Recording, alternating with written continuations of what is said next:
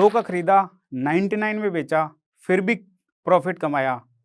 ये बात मैंने क्यों बोली, मैं आपको आगे स्टोरी में बताता हूँ। राम राम साय, मेरा नाम है शीश खरेसिया और मैं आया हूँ राजस्थान के एक छोटे से गाँव लाखनी से, किसान का बेटा। और आज जिस गुड़गाँव में जो स्टॉक के मंच पे जो मैं खड़ा होकर बात कर रहा हूँ, इसी गुड़गाँव में कभी मैं जब घर-घर जाके मैं आरओ बेचता था और कैसे मैंने 20,000 रुपए से 200 करोड़ की कंपनी बनाई। और उस जर्नी को कंप्लीट करने में कैसे क्या-क्या चुनौतियों का मुझे सामना करना पड़ा और आज कहाँ पर हम पहुँचे हैं। ये बात है 2002-3 के लगभग की, जब मैंने ये सपना देखा था कि मुझे किसी कंपनी में मैनेजर बनना है। मैं और मेरे दोस्तों के साथ में बैठा हुआ था बस स्टैंड पे। मैंने देखा एक बंदा सूट बूट पहना हुआ एक कार से उतरा और उसे देखकर मुझे लगा कि बहुत ही अमेजिंग लग रहा है बंदा। तो हमने अपने दोस्तों से पूछा कि यार ये कौन है? मतलब सबसे अलग, क्योंकि मैं एक गाँव से बिलॉन्ग करता हूँ। राजस्थान के छोटे से गाँव लाखनी विलेज सीकर डिस्ट्रिक्ट में है। तो वहाँ मैंने जब देखा, तो मैंने देखा कि यार ये बंदा सब कुछ सबसे अलग दिखाई दे रहा है। तो मैंने पूछा कि ये कौन है? ये क्या करता है? मुझे लगा ये बहुत बड़ा कोई कलेक्टर है या बहुत गवर्नमेंट जॉब में बहुत ऊँची पोस्ट पे होगा। क्योंकि हमने कभी ज़िंदगी में ही नहीं सुना था कि कोई प्राइवेट सेक्टर भी होता है और ज उसके अंदर सूट-बूट पहन के कोई बंदा ऐसे रहता है।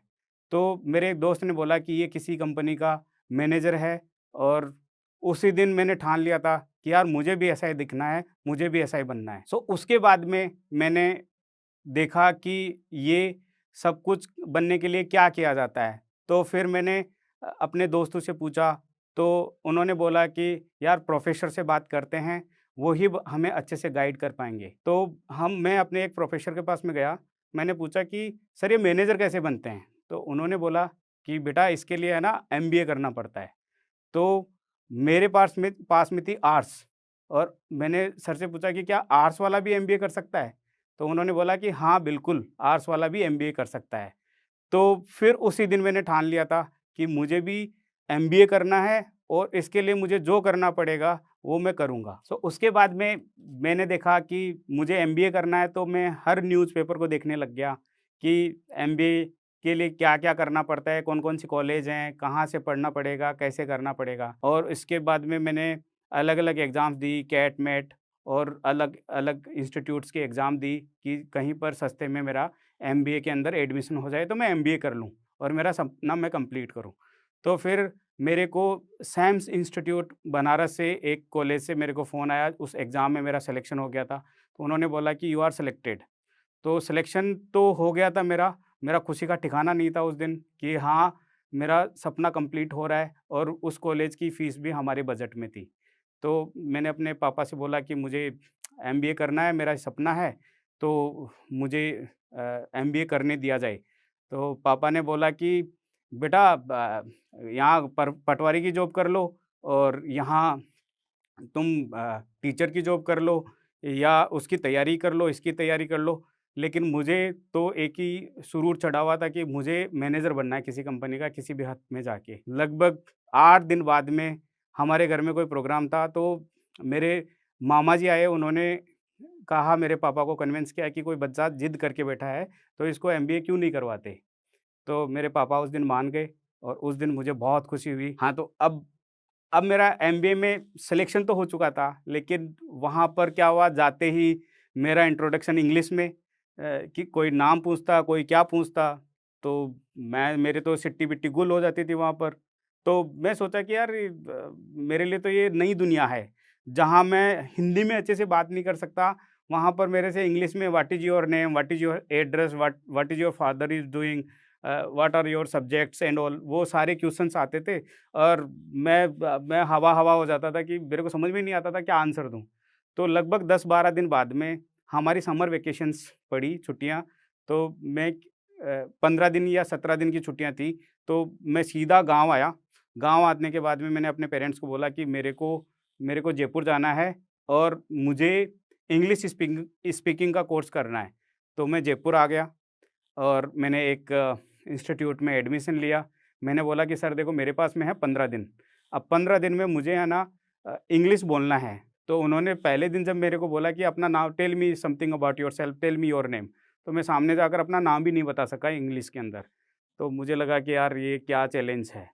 तो मैंने टीचर को बोला कि सर मुझे आप कितने घंटे की यहाँ पर कोचिंग होती है? तो उन्होंने बोला 4 घंटे की, 4 घंटे में अलग-अलग हावर में अलग-अलग बैचेज़ हैं। एक पहले पहले शुरुआत से है, दूसरा फर्स्ट मंथ से है, 1 महीना पुराना, दूसरा 2 महीना पुराना, तीसरा 3 महीने पुराना। तो ऐसे करके 4 बैच हैं, तो आप क्या करना चाहते हो? मैंने कहा कि सर मैं पहला बैच भी लूँगा, दूसरा बैच भी लूँगा, तीसरा भी लूँगा और चौथा भी लूँगा। तो उन्होंने एक बार तो मेरी तरफ देखा और उसके बाद में कहा कि ठीक है बेटा, तुम ट्राई करना चाहते हो कर लो।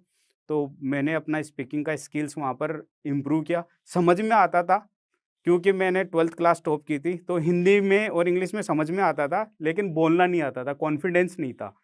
तो फिर उसके बाद में उन्होंने बोला कि ठीक है बेटा, तुम तैयारी करो और मैं तुम्हारे साथ में हूँ।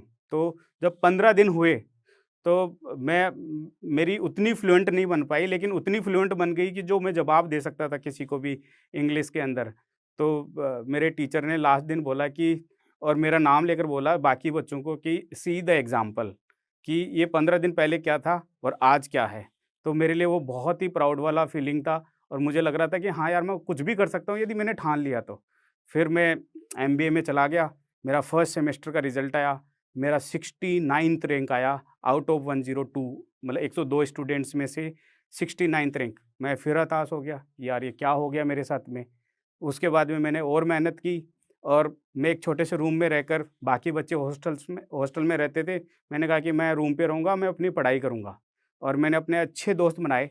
तो उन दोस्तों से मैंने नॉलेज लिया कि कैसे आप पढ़ाई करते हो, कैसे आप टॉप लेके आते हो। तो उन्होंने मुझे कुछ गाइड किया कि इस तरीके से आपको करना चाहिए, आपको स्टडी इस तरीके से करनी चाहिए, ये तैयारी होगी तो मेरे हिसाब से आपके अंदर इम्प्रूवमेंट होगी। तो ऐसे करते-करते मेरा जब 3rd सेमेस्टर हुआ, जहाँ पर मेरी marketing was the my major subject, तो उस समय मैं क्लास में 102 स्टूडेंट्स में से 3rd रैंक लेके आया और it was amazing moment for me कि मुझे पूरा भरोसा हो चुका था कि मैं यदि कोई जिद ठानता हूँ, तो वो पूरी हो जाती है, बस मुझे लगन और मेहनत अपनी नहीं छोड़नी चाहिए। सो दोस्तों, एमबीए तो हो चुका था, लेकिन अब ढूँढनी थी नौकरी। अब नौकरी पाना इतना आसान नहीं था उस समय, क्योंकि एक आपने जो कहावत सुनी है कि सर मुंडवाते ही ओले पड़ गए, तो वो सेम स्टोरी हमारे साथ में भी हुई, मेरे साथ में भी हुई कि जैसे 2008 से रिसेशन था, तो उस समय कॉरपोरेट सेक्टर में नौकरियां मिलना तो बहुत की दूर बात है, हमें इंटरव्यू के लिए भी नहीं बुलाया जाता था। तो फिर मैंने इधर-उधर ट्राई किया, तो मेरा जो जॉब लगा, वो लगा आरओ प्यूरीफायर की एक कंपनी में, जहाँ पर मुझे जाना था, घर-घर मुझे डोरबेल बजा के मुझे आरओ सेल करना था। तो मैं गया, मैंने जॉइन किया और मुझे लगा यार 2-3 दिन बाद में कि यार मैं क्या जॉब कर रहा हूँ। मतलब मैंने एमबीए किया था और उसके बाद में मुझे आरओ बेचना पड़ेगा। तो थोड़ा-सा ईगो वाला भी आया कि यार मैं आरओ क्यों बेचूँ? तो थोड़ा-सा ईगो होने के बाद में मैंने वो जॉब 7 दिन के अंदर छोड़ दी। फिर मैं और नौकरी देखने के लिए मैंने ट्राई किया, लेकिन उस समय मैंने 40-50 इंटरव्यूज़ दिए, लेकिन हर जगह मुझे रिजेक्शन मिला। तो वहाँ पर 2 चीज़ें थी बहुत बड़ी, एक तो सबको एक्सपीरियंस चाहिए था और दूसरा सबको इंग्लिश कम्युनिकेशंस चाहिए था और तीसरा, यदि शहर से बच्चा है तो उसके पर्सनैलिटी चाहिए होती थी। तो वो तीनों चीज़ें ही मेरे पास में मिसिंग थी। तो मैंने अलग-अलग जगह इंटरव्यू दिया और 3 महीने बाद में हताश होके मैंने सोचा कि मेरा दाना-पानी दिल्ली में नहीं लिखा हुआ, तो मुझे ये शहर छोड़ देना चाहिए और मुझे मुझे किसी दूसरे शहर की ओर देखना चाहिए, जहाँ पर हो सकता है कि मेरे लिए कुछ जॉब और कुछ करियर बनाने की कोई अपॉर्च्युनिटी मिले। दोस्तों, एक और चीज़ मैं आपको बताना चाहता हूँ कि मैंने एमबीए किया था 2-3 लाख रुपए फ़ीस देकर और उसके बाद में जो मेरी पहली जॉब लगी थी, वो साढ़े 7,000 रुपए थी। वो आज के बच्चे की पॉकेट मनी से भी बहुत कम थी। बट मैंने वो एक्सेप्ट की और 7 दिन के अंदर मैंने बहुत लाइटली लिया मेरी पहली जॉब को, इसलिए छोड़ दिया और उसके बाद में जो मेरी सेकंड जॉब लगी, वो 9 जनवरी 2010 को 2 कंपनियों में लगी। एक थी प्यूरीफायर वाटर और दूसरी थी सॉफ्टवेयर एप्लीकेशंस बनाती थी। तो मैंने अपने दोस्त से पूछा कि यार तुम जॉब कर रहे हो ऑलरेडी अच्छी होटल्स में यहाँ पर, तो मुझे गाइड करो कि कौन सी कंपनी मुझे जॉइन करनी चाहिए। तो दोस्त ने कहा कि तुम्हें सीखना है तो स्टार्टअप जॉइन कर लो, और तुम्हें एक सिक्योर जॉब चाहिए तो एप्लीकेशन वाली जॉब, सॉफ्टवेयर एप्लीकेशन वाली कंपनी में चली जाओ क्योंकि वो बड़ी है। तो मैंने कहा कि नहीं, मुझे सीखना है, तो मैंने स्टार्टअप जॉइन किया। और वो था दोस्तों, आरओ का प्यूरीफायर वाटर मुझे दुकान-दुकान पे जाके सेल करना था। तो मैंने जॉइन की थी गुड़गाँव की एक कंपनी, जहाँ पर मैंने अपने करियर की स्टार्टिंग की। और मुझे पहला 15 दिन तो बहुत एक्साइटिंग लगा क्योंकि ट्रेनिंग था। उसके बाद में जब मुझे फील्ड में भेजा गया कि जाओ बेटा सेल्स करो, तो मैं निकला मार्केट में, मैं दुकानों पे जाता था और ब्रोशर देता था। तो दुकानदार कहते थोड़ी देर रुकना, ऐसे करके रिजेक्शंस मिलते गए मुझे। और इतने सारे रिजेक्शंस मिले कि मैं फिर डिमोटिवेट हो गया। तो फिर मैं याद करता था कि जब मेरे घरवालों ने मुझे एमबीए करने के लिए भेजा था, तो उन्होंने बोला था कि जाओ बेटा सक्सेस होना। तो मुझे बार-बार वो पल याद आते थे। मुझे बार-बार वो पल याद आते थे, जो मेरे घरवालों को, मेरे पेरेंट्स को, पड़ोसी, अड़ोसी-पड़ोसी जो बोलते थे कि बेटे को बोला था ना सरकारी नौकरी की तैयारी करवा लो, बेटे को बोला था ना कि इस चीज़ की तैयारी करवा लो, क्यों भेजा एमबीए करने के लिए? तो मुझे वो चीज़ें फ्लैशबैक होती थी, इसलिए मैं ये सोच के फिर मैं डर जाता था और मैं फिर दूसरी दुकान पे जाता था, तीसरी दुकान पे जाता था, शाम तक 15-20 दुकान पे मैं जाके कॉल करता था। हो सकता था शाम को कई बार मुझे ऑर्डर नहीं मिलता, हो सकता था मुझे कभी ₹100 का ऑर्डर मिलता था कि ये ₹100 का ऑर्डर है और इसको फुलफ़िल करो। तो मेरे लिए बहुत हताश वाली सिचुएशन थी। तो जैसे-जैसे करते-करते दिन बीतते गए, दोपहर में गर्मियों के जून-जुलाई के अंदर हम फील्ड में जब जाते थे, तो सुबह कई बार हम खाना नहीं खाते थे, कई बार हम लंच भी नहीं करते थे, कई बार शाम को भी हम लेट हो जाते थे क्योंकि हमें सेल्स करना था। और प्रेशर जॉब का इतना होता था कि कैसे भी करके सेल्स करना है, नहीं तो शायद बॉस अगले महीने हमें निकाल भी सकते हैं। तो इस डर को हम पाल के भी रखते थे और हम इस चीज़ के लिए भी लगे रहते थे कि हमें कुछ करना है तो हमें रिज़ल्ट देना पड़ेगा। तो इस चीज़ के लिए मैं और मेरे बाकी एक दोस्त को और मैंने बुला लिया बनारस से कि तुम भी आ जाओ और हम दोनों करते हैं। तो हम दोनों दोपहर के अंदर हम कई बार क्या होता था कि हम दोपहर को रोने लग जाते थे पार्क में बैठकर कि यार हम एमबीए किया हमने और हम कहाँ जॉब कर रहे हैं, मतलब कैसा जॉब कर रहे हैं हम, मतलब धूल मिट्टी खा रहे हैं। और मतलब सेल्स तो ठीक है, लेकिन यार इस जॉब के लिए एमबीए किया था। तो पहला आरओ वाला जॉब था, जो घर-घर जाके डोर बजानी थी, बेल बजानी थी। और अब यहाँ पर दुकान-दुकान जाके, मतलब इसी के लिए हमने एमबीए किया था क्या? क्या हमारी यही ज़िंदगी रहेगी? कुल मिला के दोस्तों, जब इतने सारे रिजेक्शंस मिले उसके बाद में मैंने तय कर लिया था कि लाइफ में कुछ तो करना है, क्योंकि जो सपने देखे थे वो इस तरीके से कंप्लीट नहीं होने वाले कभी भी। तो इसकी वजह से उसके बाद में मैंने थोड़ा-थोड़ा रिसर्च करना स्टार्ट किया कि क्या किया जाए। तो मैंने देखा कि बेबी प्रोडक्ट्स का इंडिया के अंदर बूम है। तो मैंने सोचा कि जो बेबी प्रोडक्ट्स की मैंने ब्रांड देखी, तो बहुत सारी ब्रांड्स मैंने देखी, सारी ब्रांड्स इम्पोर्ट होती थी दूसरी कंट्री से। दुकानदार भी ये बोलता था कि इम्पोर्टेड ब्रांड है तो रख लेंगे। तो ये परसेप्शन था दुकानदार का। तो मैंने कहा कि यार क्यों ना इंडिया की ब्रांड बनाई जाए, जो इंडिया से बाहर जाए दूसरे देशों में। तो यहाँ पर मैंने सोचा, मैंने ठान लिया था कि मुझे बेबी प्रोडक्ट्स की कोई ब्रांड बनानी है, जो ब्रांड इंडिया की रहेगी, मेड इन इंडिया रहेगी और लोकल फॉर वोकल, जो अभी जो नारा चल रहा है। तो मैंने उसी समय विज़न देख लिया था कि इंडिया की रहेगी और ग्लोबली जाएगी। तो मैंने 2013 में जनवरी में मैंने ब्रांड लॉन्च की और उसके बाद में मैं दुकान-दुकान, ऑफ़लाइन में ज़्यादा नॉलेज नहीं था, तो मैं दुकान-दुकान जाता था। तो मैंने जो मेरी पहली सेल्स की, वो ₹2602 की थी, वो मेरे को आज भी याद है। तो पैसे की बहुत कमी थी, मैंने शुरुआत सिर्फ़ और सिर्फ़ ₹20,000 से की थी। जो मेरे पॉकेट मनी थे, उसमें से भी मैंने ₹15,000 तो कंपनी रजिस्ट्रेशन और ट्रेडमार्क रजिस्ट्रेशन के लिए दे दिए थे। ₹5,000 बचे थे, फिर इधर-उधर से उधार करके मैं दोस्तों से माँगता था, दोस्त रिजेक्ट करते थे। एक मेरे गुरुजी थे, दोनों उन्होंने मुझे बताया था कि बेटा, घर से पैसा लेकर यदि तुम बिज़नेस करोगे तो शायद तुम उस चीज़ को सीरियस नहीं लोगे। तो मैंने घर वालों से कभी पैसा नहीं लिया और मैंने दोस्तों से पैसा लेकर थोड़ा-थोड़ा करके मैंने पहली सेल 2602 रुपए की थी और मुझे बहुत खुशी हुई थी। वो आज भी मेरे पास में फ़ोटोग्राफ है और जहाँ से शुरुआत की थी मैंने वो एक रूम था, उसी के अंदर मेरा स्टॉक रहता था, उसी में मैं रहता था और उसी के अंदर मेरा किचन था।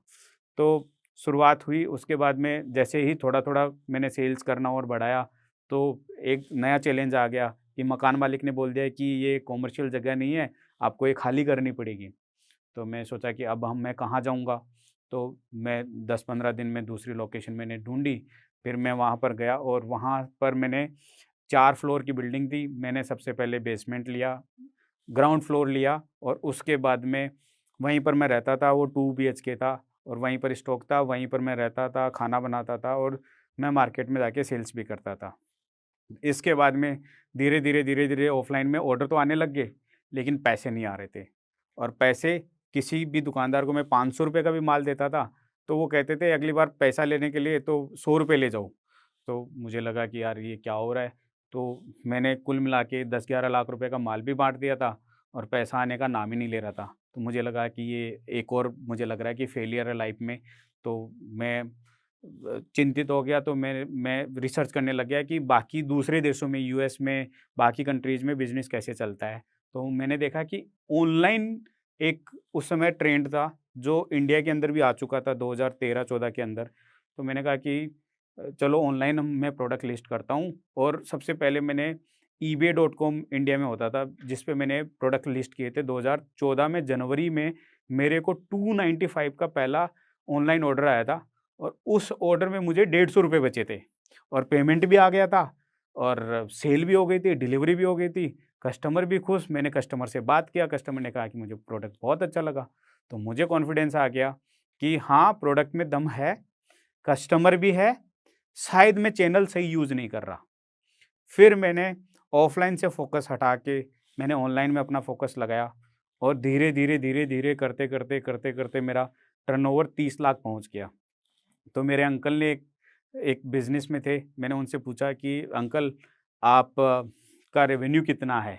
मतलब टर्नओवर उस समय रेवेन्यू टर्म आती ही नहीं थी मुझे, तो टर्नओवर कितना है? तो उन्होंने बोला कि 3 करोड़ और मैंने कहा कि मेरा 30 लाख हो चुका है, तो मुझे सिर्फ़ 10x जाना है और अंकल के बराबर हो जाना है, उसके बाद में मैं बहुत बढ़िया खुश हूँ। बट डेस्टिनी को कुछ मंज़ूर था, तो मैं और सेल करता गया, कस्टमर की डिमांड आती गई, ये प्रोडक्ट चाहिए हमें इस ब्रांड में, ये प्रोडक्ट चाहिए, ये प्रोडक्ट चाहिए। मैंने ये प्रोडक्ट ऐड करता गया, तो कब वो 30 लाख रुपए 30 करोड़ में पहुँच गए, मुझे पता ही नहीं चला। उसके बाद में 2021 में मेरी एक ब्रांड जो एक इंडिया की सबसे बड़ी यूनिकॉर्न ने एक्विजिशन का ऑफ़र मुझे दिया और उसने एक्वायर किया। उसके बाद में मैंने बाकी ब्रांड्स तो मेरे पास में, तो उन ब्रांड्स को मैंने ग्रो किया 4 करोड़ से 23 करोड़, इन 22 से 23 में, 23 से 24 में मैंने 44 करोड़ और ये साल हम जा रहे हैं 100 करोड़ रेवेन्यू के एआरआर पे।